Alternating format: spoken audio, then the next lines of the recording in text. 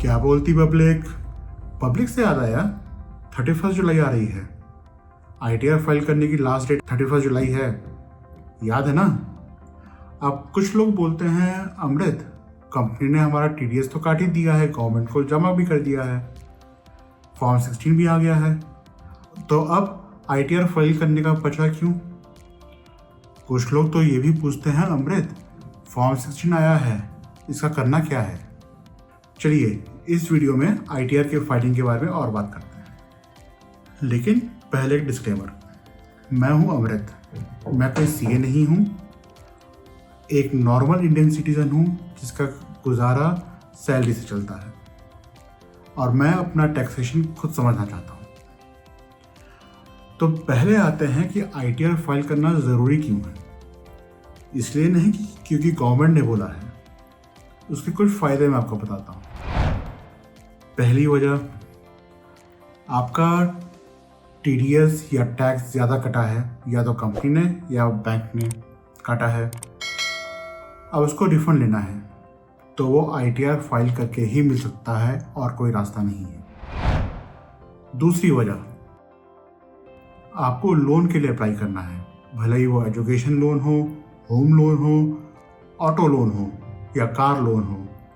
Banks usually आपका पिछले 3 साल का ITR फाइलिंग मांगते हैं। तीसरी वजह, वीज़ा के लिए आपको अब्रॉड जाना है।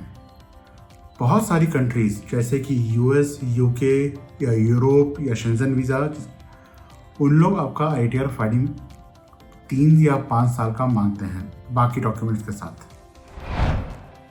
चौथी वजह, आपने स्टॉक्स में या म्यूचुअल फंड में लॉस बुक किया है तो आपको उसका अगले 8 साल तक कैरी फॉरवर्ड लॉस का फ़ायदा मिलेगा। मतलब अगर आपने लॉस बुक किया है तो अगले 8 साल तक अगर आप कुछ प्रॉफिट लेते हैं, स्टॉक्स में या म्यूचुअल फंड में प्रॉफिट बुक करते हैं, तो वो इस लॉस से ऑफसेट हो जाता है।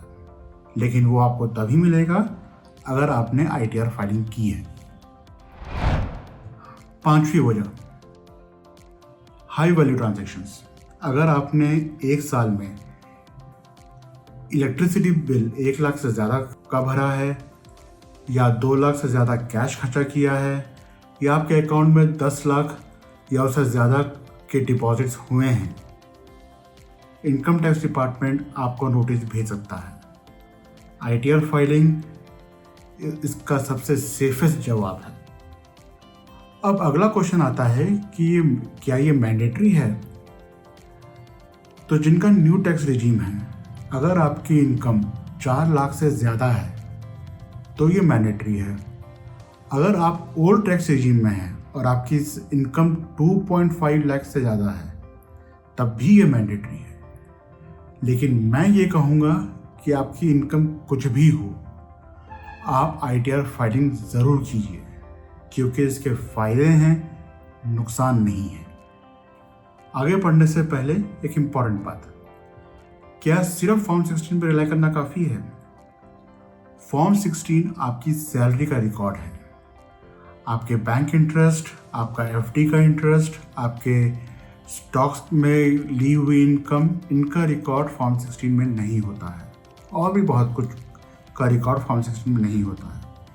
इसके लिए आपको AIS और फॉर्म 26AS को एक बार देखना ज़रूरी है।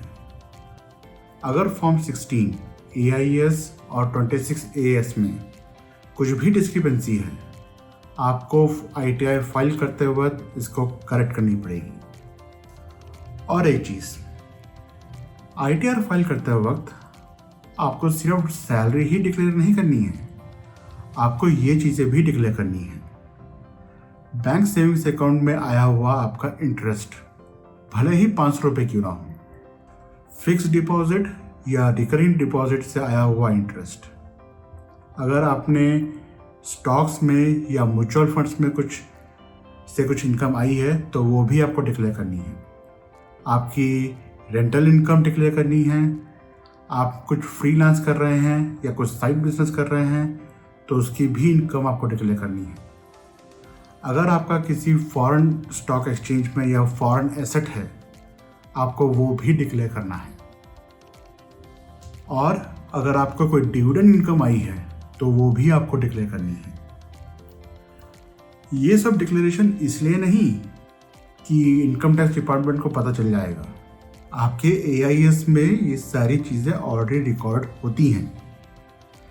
ये सिर्फ इसलिए कि आपको बाद में इनकम टैक्स डिपार्टमेंट कोई नोटिस ना भेजे, और अगर भेजे भी तो आपके पास तो ITR फाइलिंग में सब कुछ डिक्लेयर था, आपको डरने की कोई ज़रूरत नहीं। अब आते हैं सबसे इम्पोर्टेंट सवाल पे। ITR फाइलिंग करते वक्त 4 फॉर्म्स आते हैं, ITR 1, ITR 2, ITR 3, ITR 4। अब आप पूछेंगे अमृत मुझे कौन सा ITR भरना है? बड़ा अच्छा सवाल है, जानते हैं। ITR 1, जिसको सहज भी बोलते हैं, ये सबसे सिंपल फॉर्म है।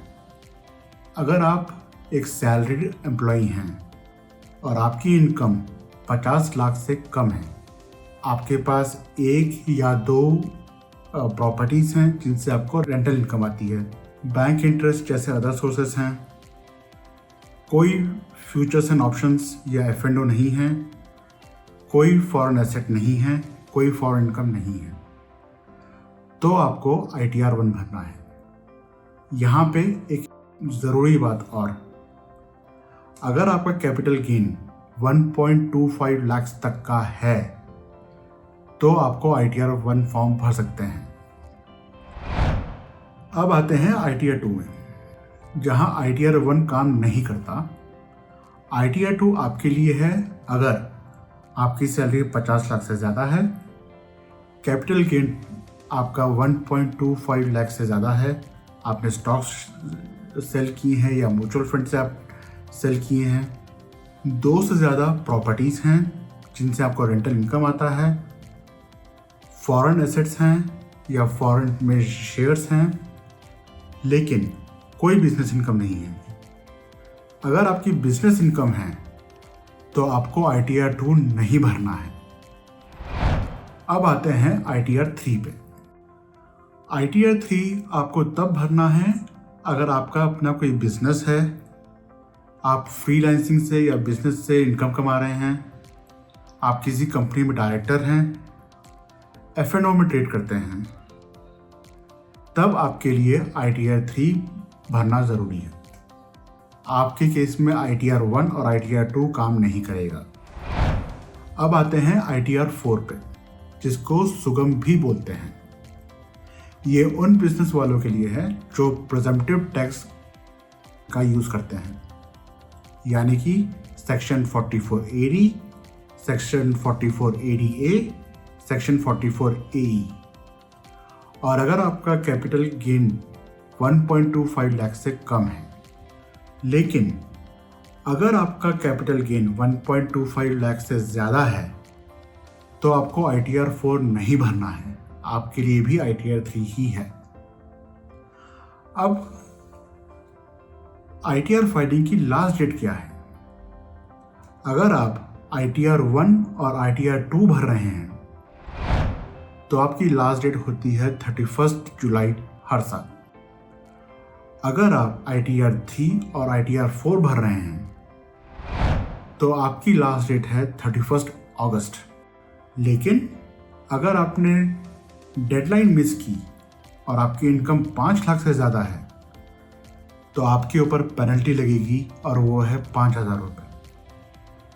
अगर आपकी इनकम 5 लाख से कम है तो आप पर पेनल्टी लगेगी 1,000 रुपये, और इस पेनल्टी पे इंटरेस्ट भी लगेगा।